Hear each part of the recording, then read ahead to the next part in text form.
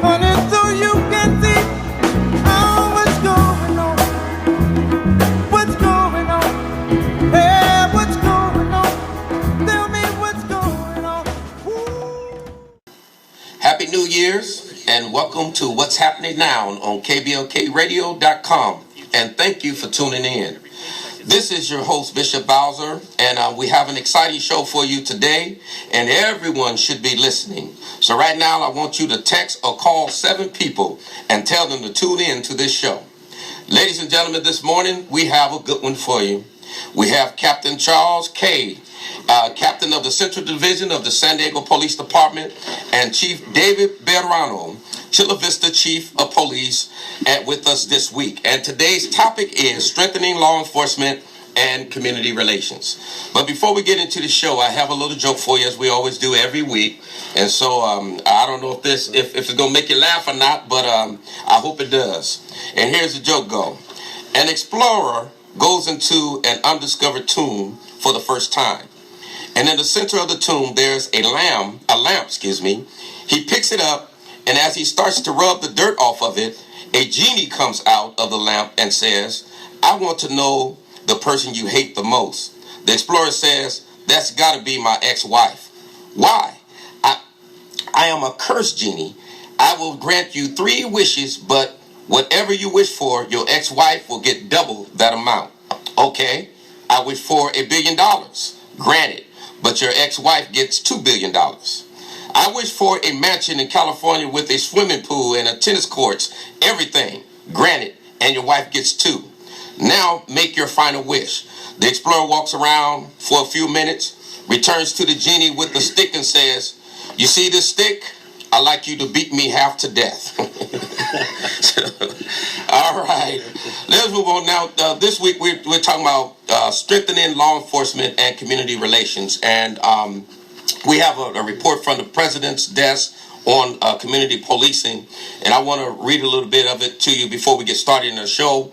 And it reads like this: Since the 1990s, policing has become more effective, better equipped, and better organized to tackle crime. Despite this, Gallup polls show the public's confidence in police work has remained flat. Among some population of color, confidence has declined. This decline is in addition to the fact that non-whites have always had less confidence in law enforcement than whites, likely because the poor and people of color have felt the greatest impact of mass incarceration, such that for too many poor citizens and people of color, arrest and imprisonment have become an inevitable and seemingly unavoidable part of the American experience. Decades of research and practice support the premise that people are more likely to obey the law when they believe that those who are enforcing it have the legitimate authority to tell them what to do. But the public confers legitimacy only on those they believe are acting in procedurally just ways. Procedurally just behavior is based on 4 central principles. Number 1, treating people with dignity and respect. Number 2, giving individuals voice during encounters. Number 3, being neutral and transparent in decision making. And number 4, conveying trustworthy motives. Research demonstrates that these principles lead to relationships in which the community trusts that officers are honest, unbiased, and benevolent and lawful. And so today, I'd like to welcome to What's Happening Now, Chief David Bejarano with Chula Vista Chief of Police, and Captain Charles Kaye, Captain of the Central Division of the San Diego Police Department. Welcome to the show.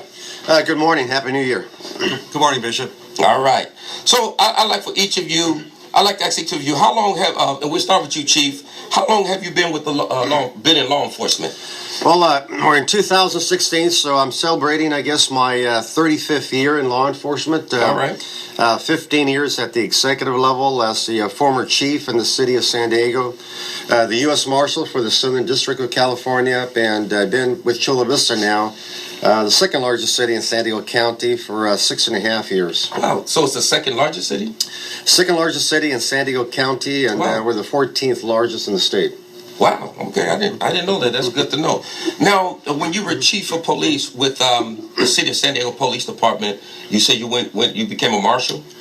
Correct. I was the During my tenure as the chief of police for the city of San Diego, I received a call and was nominated to serve as the U.S. Marshal. That's a presidential appointment, and Wow.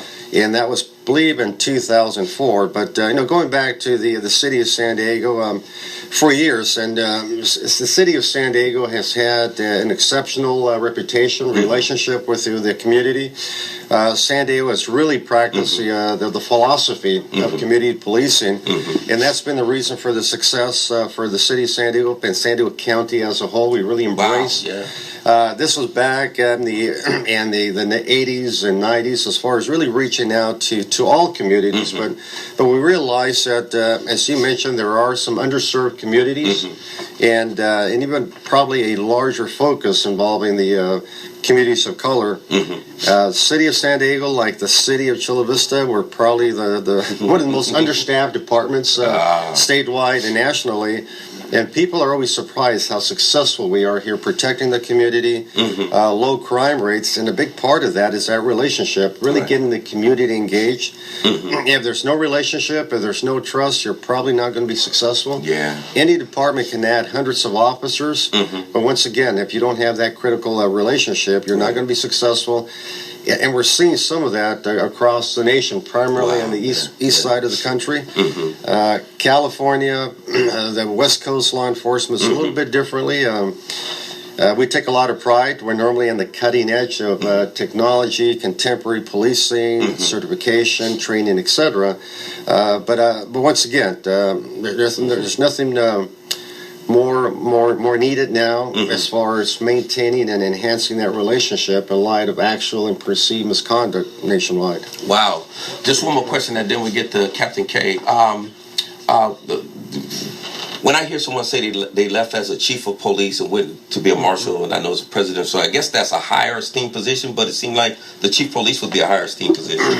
Well, with all due respect, I know if I enjoyed my time as the U.S. Marshal, and again, obviously when I was growing up in a tough neighborhood in El Paso, Texas, I was born and raised in Texas, never envisioned that I would receive a presidential appointment, so it's, that's awesome. Again, I was honored by that, but yeah, my heart is in local policing. Again, I spent about 25 years with the city of San Diego, and it's one of those opportunities. I was really torn and mixed feelings about that. Obviously, as I mentioned before, local policing, San Diego being my first home in law enforcement, but that opportunity to serve at a federal level is something that's tough to turn down. But again, two great organizations, and absolutely. Yeah, and that's the other reason for success, besides the important relationship between community and local police. All the other agencies have to be working together, and I think even at the state level, even at the federal level, they realize that in some fashion there has to be some community engagement to be successful. Absolutely. All right, Captain Kaye, Charles Kaye, how long you been with the force, and tell us a little bit about who you are. Well, I'm sneaking up on 27 years. All right. I went to San Diego State, and as I was approaching my graduation date, my father let me know that I needed to get a real job. And I happened to be walking across the campus and saw a recruiting table that was hosted by the San Diego Police Department. All right. And took the steps, got hired, and it's been a great experience. And you from San Diego then? Yeah, grew up in San Diego, born here. All right. And so, how long you been captain of Central Division? Just a little over a year. It's been a fantastic year. It's gone by so fast. Right. And so you had the experience along with the chief as far as coming up in the 90s and the latter part of the 80s, but the 90s versus these 2000s, and seeing the, I don't want to say shift or difference of community policing, but you understand that concept based on how it was used in the 90s and how it's used today. Yeah, I had the pleasure of being here when Jerry Sanders was the chief, and he instituted the concept and the philosophy of community policing and problem solving. I actually worked for Chief Bejarano when he was a captain. He actually promoted me to sergeant. I don't know if that was a mistake or not. One thing we've seen over the last several years is the impact of the economic downturn and what that has done to police departments' ability to interact with the community. Yeah.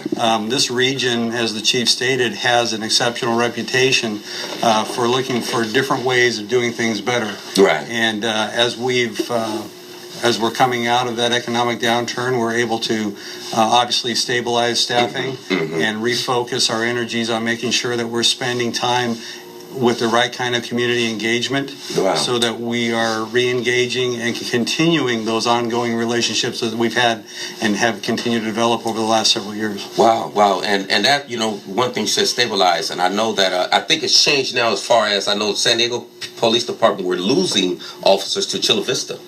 Is that right, or was it National City? Well, I think a few years back, there were some officers that migrated over to Chula Vista PD. All right. So now it's been stabilized a little bit. The pay is pretty equal. Well, I think the chief Zimmerman, and the mayor have made great strides in making sure that the San Diego Police Department is competitive. Good. All right. So, can you all share with us and our listeners your experience in law enforcement as far as with community-oriented policing, and when did you first start experiencing that and seeing that community-oriented policing was important? Well, as Captain Kaye mentioned, started with San Diego very early on. Probably all the way back to Chief Collender that we lost in 2015. 50 years in law enforcement. San Diego County, really an icon in law enforcement. One of the first ones to really reach out again to communities, the importance of that relationship. And then it continued with Chief Bergring to some extent. And then Chief Sanders really took it to a higher level. I was honored to work on a number of individuals, probably dozens of officers and captains and management with the San Diego Police Department, worked on really taking community policing to a higher level in the city of San Diego. And again, that was our philosophy. It still is in San Diego and Chula Vista community policing. But really going out to the community, and that means that you meet with the members of our community, whether it's 3 individuals or a group of 500 at a church or a rec center, and you listen to the community. What we perceive might be the issues in the community might be entirely different from what the community sees, because they're there 24/7. They live in that neighborhood. They might want us to focus on other particular crime and disorder problems. And so we listen to them, and then we work together. We develop strategies together. And community policing is also an understanding that the community plays a role also. On the crime prevention side, on neighborhood watches, on reporting crime, working closely with the community. And then and you're going to be a lot more successful. And also when you take a look at some of the major chronic problems that may be occurring in the neighborhood, then normally it's narcotics trafficking, human trafficking, some nuisance. I think all of us, regardless of where you live, probably have a home someplace. And the old way of policing, you go in there and you try to make an arrest as soon as you can. That individuals are prosecuted, but you don't eliminate the problem. Community policing talks about you take a look at the root cause of the problem and find a long-term solution. So you're not coming back and forth, making an arrest. That's fine. You come back and make an arrest. It's truly that long-term solution. And also, really, you open up the department. Everyone talks about transparency and accountability now. The San Diego Police Department opened the doors many years ago, inviting volunteers to work inside the department, maybe records or the volunteers in policing. A lot of departments looked, we can't allow members of our community. We have too much confidential information. And so you really have a lot of volunteers working with the department. So that's I believe, the really philosophy, the concepts of community policing. Okay. All right, so we're going to take a break, and we'll be right back. So stay tuned to what's happening now, and we'll be enforcement and community relations. All right, welcome back to What's Happening Now. This is your host, Bishop Bowser, and we have an exciting show going on here talking about strengthening law enforcement and community relations. And I want to get right back into our interview here. And Captain Kaye, well, in your experience with community policing, what do you have to say about that?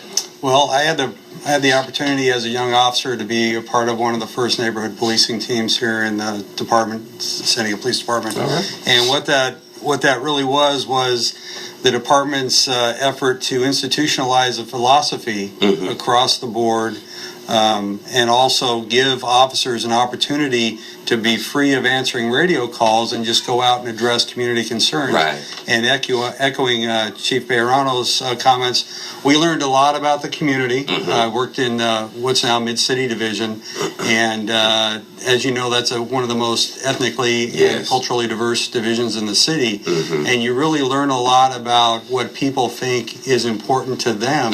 You know, the things that you talked about. We thought, hey, that drug dealer is probably the most important thing to this block, and we found out, no, it was these other items that were important. And it was an opportunity to interact and learn and also educate residents about how they could interact better with the police, how we could interact better with them, and how they could also use resources to solve some of their own problems without having to engage the police.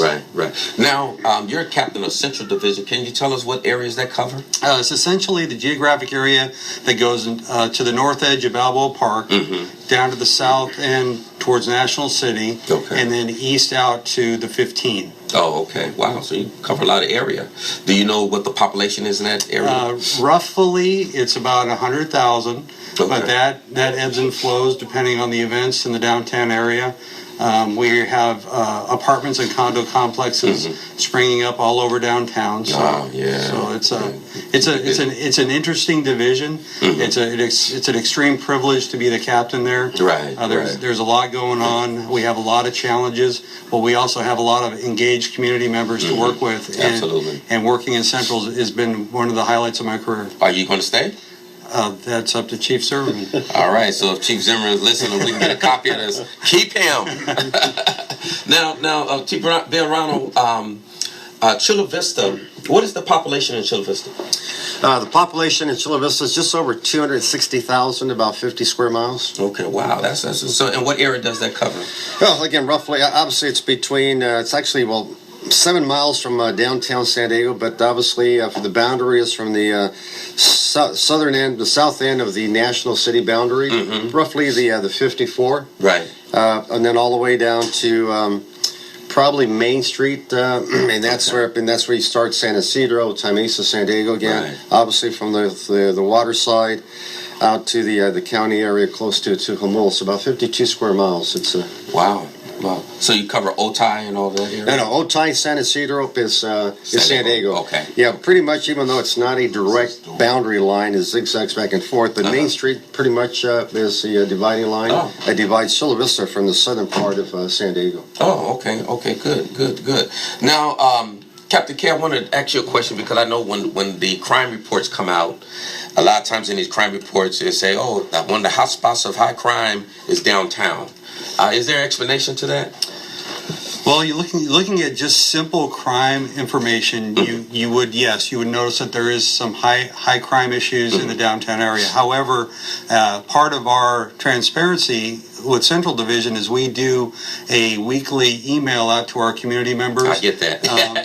and what we try to do with that is share crime information that impacts the community. We know from experience that a lot of the violent crime is associated with the gas lamp, usually at Bar Break. We have assaults down there, and that's alcohol-driven issues. Yeah. We've been working on those things, as well as some of the homeless, not only in the downtown, but also in Logan Heights. Barrio Logan drives some of our violent crime numbers. Wow. So we spend a great deal of our time looking at each crime, trying to identify any linkages to other crimes so that we can attack those issues. Oh, okay, great. Now, this question is for both of you. I'm hearing more and more is that police departments are hiring a lot of guys from the military. And the community feels, and this is some of the things that I hear, that the community feels that officers with soldier mentalities come into the community as an outside occupying force. When these officers that are hired to come into the community should be members of the community and as guardians protecting from within. Do you agree with that assessment? Well, let me, regarding the perspective from the city of Chula Vista, we're probably, again, a rough estimate, maybe like a 50-50, as far as 50% might have some military background, the others do not. Most importantly, whether they're a veteran or not, we take a look at the integrity of the individual, sustained employment, education is a big part of that, the character as far as in. The backgrounds conducted by any department are labor intensive. They take months. We actually go out to the residence where the applicant lives. So we reach out to obviously individuals that are associated with the applicants. Very labor intensive. I know when I was in San Diego, I believe the average age we're hiring was probably around 26, 27. So again, some maturity and life experience is important. That's the average age? Oh, that when I was in San Diego, I'm not sure what it is now, but Chula Vista, we're probably right around the same. Probably the average is 25, maybe a few are under 25, and we're getting quite a few in the 30, 35s, and that's where on the military side you have, again, that discipline, that public service, so we see it as a benefit for the most part. And out of the 100 applicants, and we go through hundreds and hundreds of applicants every year for the size of our departments. Out of every 100 applicants, we probably hired 2, maybe 3 out of 100. That's how. That's the process in place. There's a written examination, the physical agility testing. As I mentioned, the background, we lose a lot of individuals, primarily on the prior narcotics use, some traffic issues, maybe financial, some integrity issues, and then again, only about 2 out of 100 are actually hired. On occasion, we lose maybe a very small number at the academy. They find out it's not my cup of tea, or maybe during field training. So, again, it's a very lengthy process from the application, again, through the academy and field training. And then, obviously, there's some type of a voice stress analysis to make sure that the background is accurate. A medical, and then that psychological also, to make sure by an independent psychologist, to make sure that this individual is prepared to handle the most.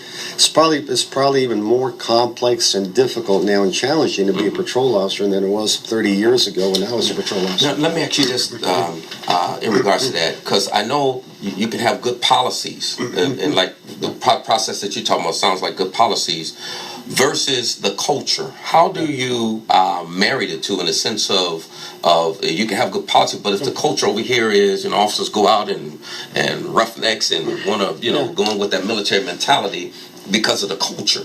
Don't want to take a lot of time. I'll have Captain Kaye, I'll pass it a minute. But, when you mentioned culture, Bishop Bowser, and I wanted to follow up on the point that Captain Kaye made, as far as that's what we see, I believe, in the city of San Diego, Chula Vista, and many, many departments, is that you built that culture of community policing. And that means that the expectation is we're going to work with the community.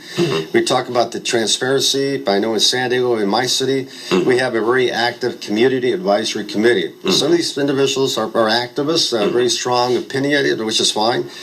When we put together sensitive policies, especially involving use of force, body-worn cameras, they have the opportunity to review our draft. Based on their input, we've made some changes. We also provided the draft to the ACLU. They made some recommendations. We don't agree on all, but there's a few things that we added. That's really opening up your department, because, again, we serve the community. They're our customers. So when you talk about, again, the expectations, that culture, that's so important for any department to be successful. So that's where we look in the background, the quality, the skills, etc. of the applicant. That's a culture we want to maintain. The expectation is you're going to go out and treat people with respect and dignity. Even when you're making an arrest, they're human beings, respect and dignity, and community policing, and that's reinforced by members of the department. My opinion, probably the most important people in any police organization is our line officers. They're out there making the first impression, how they treat individuals. They're the first responders out there. And in any organization, you mentioned policy also. Policy, procedures, and all that has to be in place, has to be solid, hopefully some community participation. But for any organization, any police organization to be successful, it's all about people. Yes. If you're treating your officers and employees with respect and dignity, it's more likely they're going to do the same out in the community. So, Captain Kaye? I would just reassert that all the departments are competing for the same candidate pool. Okay. Our Chief Zimmerman set goals for us that we would be a culture of excellence. Okay. And that she believes that we can accomplish community policing one call at a time. Okay. So the officers we give the officers the expectation that when they arrive on a call, that they are providing the best service they can one call at a time. Right. What goes with that is that whole communication model that you mentioned with procedural justice, the listening, the providing information to whoever be, even if you're arresting somebody, giving them all the information that they deserve as to what's going to be happening provides the opportunity for people to understand and if they can relax about what's going to transpire over the next several hours. And you talk about procedural justice and you talk about that communication model. Really, in a nutshell, what the professors have done across the country that examine this have taken best practices of some of the great cops of all time and how they interact with people, either as investigating a crime or making an arrest, so that at the end of the day, when that officer leaves a scene, that person, either as a victim of a crime or a suspect being put in jail, says, "Hey, you know what? The officer treated me the right way. I might not like the outcome, but I know that it was the right thing." Right. Yes, Bishop Bowser, if I could add, you also touched on the important issue, and there's a national debate regarding officers being guardians or being warriors. And again, and I can speak again, I'm also have served almost for the last year as president of the California Chiefs Association. We have 330 chiefs in the state. We've been doing a lot of work up and down the state as far as trying to enhance police-community relationships. But on the, our officers are guardians. They're here to protect our community. Those are the people we're selecting that truly believe in community service. And there's acts of kindness being done every single day in probably every police department. Just a quick example from Chula Vista. A couple of weeks ago, I received a thank you card from a family in Chula Vista. The officer wanted to remain anonymous, and that's our cops. They do this because they believe in it. The officer went into a subway out in the eastern part of the city, and there was a teen that had been working there for some time. The officer asked the teen, "How are you doing?" He said, "We're doing okay, but we're struggling. We had a house fire, so, we're trying to find housing, those type of things." The officer paid for a sandwich, left, came back about 20 minutes later and gave the individual $80 and said, "Hopefully this can help the family." But again, whether it was $1 or $100, they're always doing more than the enforcement side. San Diego, Chula Vista, probably every agency here in San Diego County, a lot up and down the state, they're always out in the community doing non-enforcement activities, food drives, working with children in schools. So a good chunk of that is on the non-enforcement side. So they're guardians, but then it's not necessarily being a warrior, but making sure that for those critical active shooter incidents, we've seen too many of those, unfortunately. We want to make sure that our officers have the equipment in place, the training, the skills to respond to hopefully save lives and prevent anyone else from being hurt. But again, it's not being a warrior, but it's making sure that they have the proper tools and training to respond immediately. All of us, looked at the San Bernardino active shooter incident, the mass shooting here. And I'm not sure how many people saw that video from a citizen. It was still what they call a hot zone. There was still some concern. There was a third suspect or shooter at large. And you have two officers walking out, evacuating a number of individuals out of a building. And there's some panic, obviously, with some of the citizens being evacuated. And one of the officers yells out to the group of individuals, who was captured by a citizen on their video cell phone, is trying to calm them down, remain calm. And the officer made a statement along the lines, "I'll take a bullet before you." Yeah, I saw that. And again, the courage, the courage to go out there and sacrifice on behalf of the community, and that's happening all the time. And unfortunately, what we see a lot, especially now with social media, is again, you see a lot of the actual perceived misconduct played over and over again, and there's no excuse for that. It's a criminal misconduct. But officers probably 99% of the time are really reaching out to the community, and really a lot on the compassionate side and acts of kindness. Wow, absolutely. Captain Kaye, I was told that you are highly respected by the advisory board at the Chicano Park, and I'm told that they will not deal with anyone else in law enforcement but you. And so the question I want to ask you, what did you do to build that relationship? Well, when I got here a year ago, they were kind enough to meet with me and kind of share some of their concerns about their historic interaction with the police department. And of course, they talked about how that relationship has gotten better over time. But one of the things that continued to bother them was the practice of our officers driving across Chicano Park. And while it's completely explainable that officers feel better driving up on certain situations, it became quite apparent that the benefit was not there for us. We were losing a relationship with part of the community there. So myself and the lieutenants made a decision that we would tell the officers, unless it was some extreme emergency, we were not going to be driving across that park anymore. Okay. And so that's what you call problem solving, listening to the community and doing an assessment of the situation and trying to fix it. It's certainly relationship building, and that's what community policing is really all about, is maintaining and building relationships. All right. So this question is for the both of you. How can, and I know you touched on it a little bit, how can law enforcement build a culture of transparency and accountability in order to build public trust and legitimacy? And Captain Kaye, you can go first. That's a great question. I think, over the last 10, 20 years, with the advent of technology, when you think of policing, you automatically think of crime and reducing crime. So we know that information is available through the internet. You can get on and look at argus.net and see what kind of crime is going on in your neighborhood. The department is extremely active with social media, with Facebook and Twitter and those types of things to get out the information as quickly as we can. One of the really grassroots efforts we can do, and we have been doing, not just with Central, but the other area commands as well, is inviting people into the division. Okay. We have lineups 3 times a day. Oh, yeah. And I spend as much time as I can, either through email or when I go to meetings, saying, hey, folks, if you would like to come to a lineup and talk to our officers and explain to them why they're important to you or what they could do better in your neighborhood, I welcome you in. Okay. And we've had people take advantage of that and come in and talk to the officers, and it's really given the officers an opportunity to listen to some folks they wouldn't normally meet and hear why what they do is so important.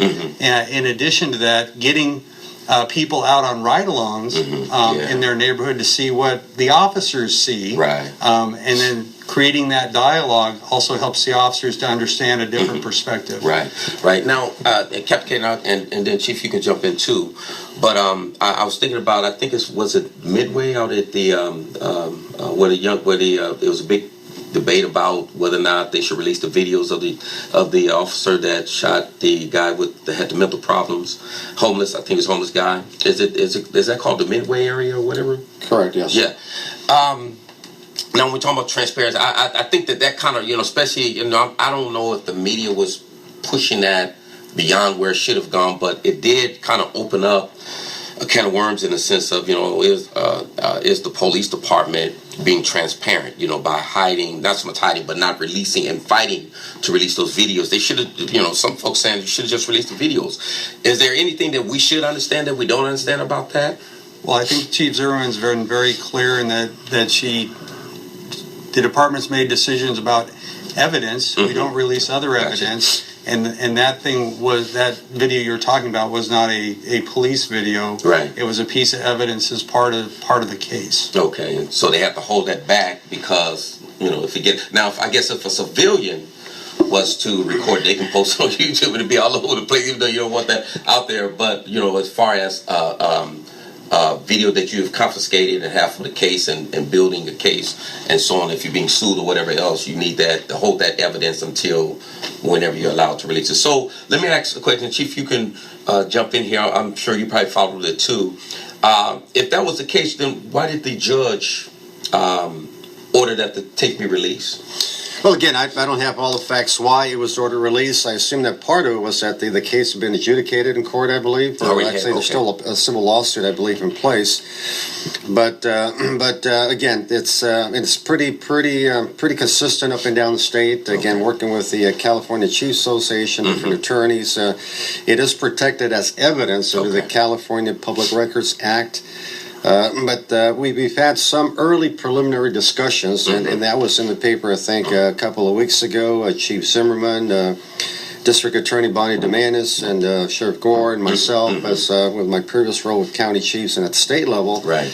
And it's at some point this will probably be decided in the courts as far as when and how a video is released. But it's important that when you talk about the transparency and accountability, probably one of the most advanced technologies for law enforcement. Again, I've been doing this for a long time. Is body-worn camera, and we really embraced it. Like San Diego, we actually started the field testing of body-worn cameras 4 years ago.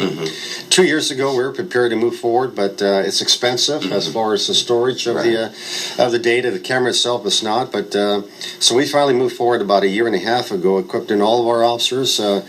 And we, like every department, you see a reduction in use of force. It's good for both sides, police and community. A reduction in complaints that changes behavior for all involved.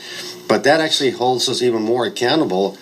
The argument by the community is we don't see the video. At some point, they're going to see the video. Like in this case, at some point, the court is going to allow the video. In many cases, it's up and down the state. It's been after the case has been adjudicated in court. But it is being seen. Again, you have members of our community that serve on juries. They're going to see the video there. It's not going to be hidden away. It's reviewed by the district attorney. A lot of cases are handled by the attorney general at the state level. They're going to have access to that video. But it's important that the contexts are important. As you know, if you might have 3 or 5 individuals videotape an incident, they're going to have different perspectives. Right. Exactly. If they don't have the forensic information, if they don't have the witness statements, so you have to consider exactly enough. You can form an opinion without having all the information. So it's really unfair for either the officer or members of our community. You can't be tried in public without having all that information. But again, that information is viewed by members of our community who serve on the jury. I know we have to find a way to build that trust and that transparent where the community believes that they're being transparent. Because when we heard about the body cameras coming out. We actually thought that, that was going to be something we have access to, but realize now, with the investigation, everything's going on, you really don't. And so now it's okay, even though you're not trying to hide anything, what a lot of times the public and the community begin to think is, what are you trying to hide? You don't want to release the video. We have to keep in mind that even though it's normally critical information captured on that video, it's a very small part of the entire whole story. And we have to keep in mind, we're going into contacts inside homes, inside businesses, and individuals are going through their worst crisis or worst situation. And again, it hasn't been fully adjudicated. They might turn out they're fully innocent, yet that video is going to be seen a million times on YouTube, etc. So it's really trying to balance again the technology that promotes accountability and also the protection of the citizens' privacy rights. Okay, so. This is for Captain Kaye, and then Chief, you can jump in if you like. With the awareness and attention given to police brutality in this country, is this a good time or a bad time to be in law enforcement? That's a great question. I would have to say San Diego County. It's a great time to be in law enforcement. A year ago, when I was assigned to Central Division, was our season for demonstrations downtown, draws people that want to demonstrate, and we had probably up to 10 sizable marches and demonstrations, and not a single arrest, not a single act of violence, or not a single act of vandalism. And what I attribute that to is the folks that came out wanted to get their message out. The officers involved understood their role as peacekeepers and facilitators of the First Amendment, and made sure that all those things happened. Right now, it's groundbreaking time in a lot of areas. Technology, like we were just talking about, establishing better ways to communicate with the community. So those that are interested in making a difference in their community, I encourage you to apply. Get involved, because this is a great time to be a police officer. Right. Yeah, but I could add also, again, at the state level, the California Chiefs Association, we were really promoting and supporting Assembly Bill 71 that went into effect yesterday, January the 1st. Okay. Every agency throughout the state is going to be reporting to the state any use of force incident, either against an officer or a citizen using force against an officer, obviously serious injury or death. And that's when we talk about transparency, that's going to be on the website. So every department's starting to collect that information as of yesterday. And then the entire year's data for 2016 will be posted on the website for anyone to see January of 2017. So again, that's promoting, accountability, transparency, and it's important to note. Again, probably because of social media, when you see the same incident time and time again. But I recall when I was in San Diego and Chula Vista, as I see information up and down the state. Probably when we make an arrest or contact, maybe 3%, 4% of the time results in force. So if you make 100 contacts or arrests, maybe 3% or 4% use force. And when that force is used within that 3 or 4%, it's just simply using force or strength to for an arm bar to handcuff the individual, hold somebody down. Right. And that's constitutes probably the majority of force when it's used. And then a really small amount of that, maybe 5% of that, is when unfortunately there has to be some impact, maybe a baton and a hard impact force. But again, it's a very, very small percentage of times that force is actually used. Again, probably 98% of the time, individuals comply. Right. Now, let me ask both of you something, and begin with you, Chief. What is your honest opinion about the Black Lives Matter movement?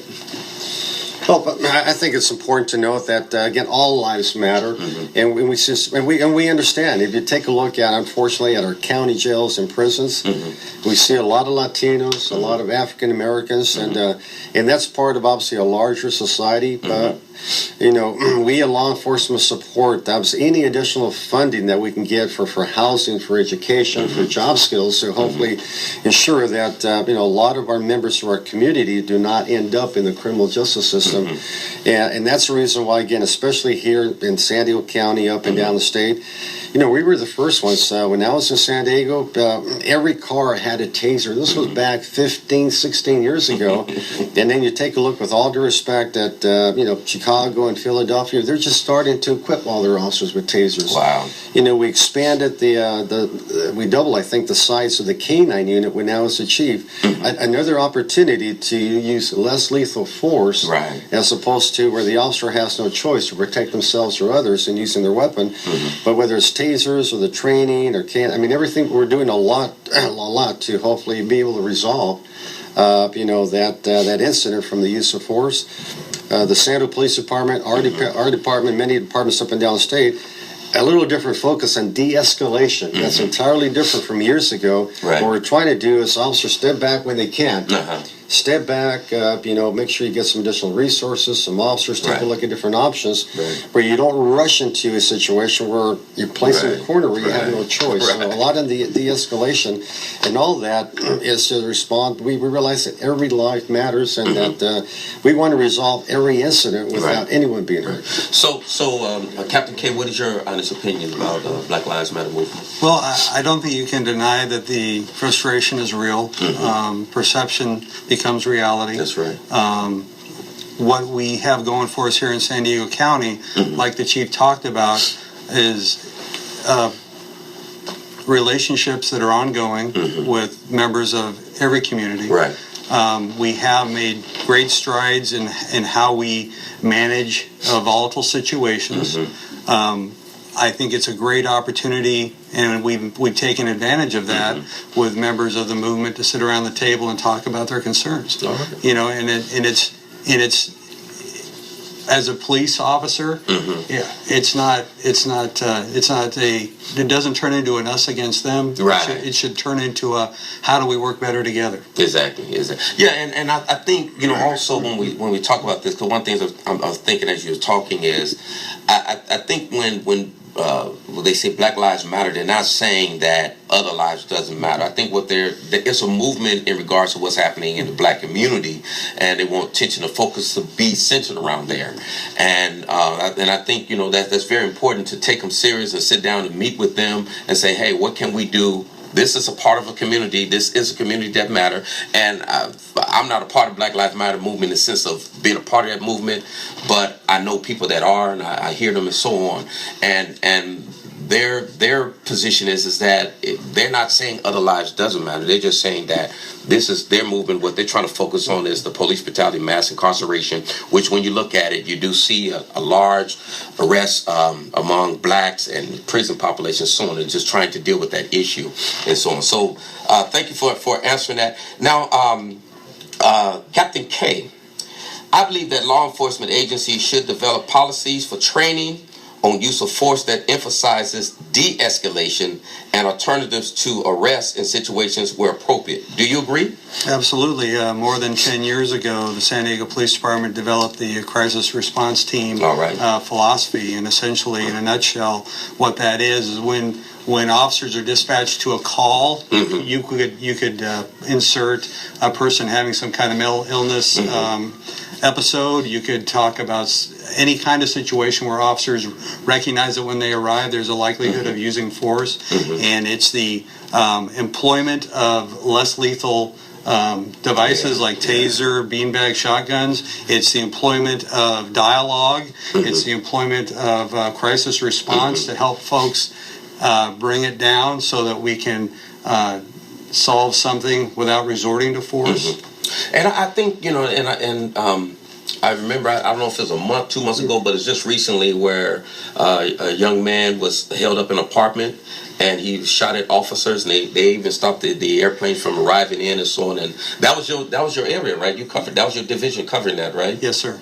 So, I looked at that as a successful. Here's a guy who had a rifle, a gun, and was shooting at officers, actually trying to kill him, but yet you guys got that young man out of there safe. It's a great example of having the time, employing the techniques, employing the right tools, de-escalating, getting the negotiators in to talk to that individual and talk them out of that apartment. That's the greatest example of how things work well. And unfortunately, human beings have a free will, and sometimes they choose to go a different way. Right, exactly. Well, yeah, I think that was a good job, and we most definitely need to highlight some of the good things. So, Chief Bejarano, this is for you. I believe that officers should identify themselves by their full name, rank, and command as applicable, and provide that information in writing to individuals they have stopped, like getting a business card. In addition, policies should require officers to state the reason for the stop and the reason for the search if one is conducted. Do you agree? Oh, without a doubt. And I know that San Diego probably still has the same policy we do in Chula Vista, probably every agency, is that they are required at the appropriate time, also if it's an officer's safety, but as soon as they can, they are required to provide their full name, their identification number. Everybody has an employee ID number to the employee. And again, that's part of the procedural justice legitimacy. Is that we're requiring officers, again, once the incident is calm, it's been secured, etc., that we go back not only to the home where we might have made contact, but to neighbors and explain as much as possible what happened, why we had a police respond, etc. And so all that is part of our culture. We talked about building that culture of trust within the organization, but again, respect and dignity, and that is a policy that we have in place. Okay. Captain Kaye, here's another one of my beliefs. I believe that law enforcement officers should be required to seek consent before a search and explain that a person has the right to refuse consent when there is no warrant or probable cause. Furthermore, officers should ideally obtain written acknowledgement that they have sought consent to a search in these circumstances. Do you agree? I agree that we want to make sure that officers are following requirements of the Fourth Amendment. The great thing about having the body-worn cameras now, that all that's documented interaction. If I'm to stop somebody for a traffic violation or for whatever probable cause I develop, hey, may I search your car? If I don't have the right to do so, that's going to be recorded. There, yes or no. And do they now? Will they tell them, hey, you have a right to refuse? You know, you don't have to let me. But... You know, that's an interesting question because it's. In the United States, I think there's an expectation that people have an understanding of their rights. And I'm not sure. I don't think in the course of my career I've ever not told somebody they didn't have the right not to say yes. But I can't say I did it all the time. Okay, I got you. Because because a lot of times people don't know their rights, and I think sometimes not. I don't want to. I love police officers. I work with them, but I think some officers a lot of times they take advantage of people's rights. And I think it's that's part of community policing is to explain to people what their rights are. I remember watching a video one time where a gentleman said, "Now you don't have to let me search if you don't want." He said, "I'll go ahead and search it." So I mean, so it's so, and I know we're running out of time here, and I want to ask both of you how, and if you can give me we've got a minute left, so let me just sum it up like this. Do you all, Chief or Captain, you have anything else you want to add that we've talked about here? Just real quickly, I just want to thank you for allowing us to be up on the show here. Again, the more that we reach out to the community, so hopefully they may not necessarily agree, but have a better understanding of policing. That's going to help all of us encourage the community to get involved. If they believe that there's some officer misconduct, make sure they notify us so we can correct that. And trust me, every agency, unfortunately, has a few employees on occasion, and we do discipline, hold our officers accountable, and sometimes the officers are no longer members of the department, but it's really important that we have that two-way communication, that relationship, and really get involved with your local police department. Okay. Thank you. Captain Kaye?